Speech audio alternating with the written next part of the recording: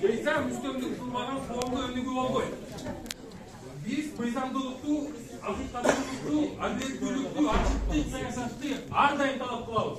Биз эч качан мыйзамсыз иш-аракеттерге чакырык жасаган эмеспиз. Ошондуктан кайсы учур болбосун, биз өз принцибибизден тайбайбыз.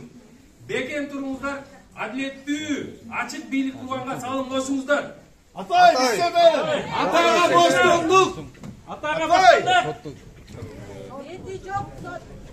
Uyat. Уят деген болуш керек, намуз деген болуш керек. Скажи на Facebook, Атай. Эми, урматтуу достор, бардык жүйөлөрдү көрдүңүздөр. Тилекке каршы ошол башталган мыйзамсыз иш-аракеттер дагы деле уланып атат.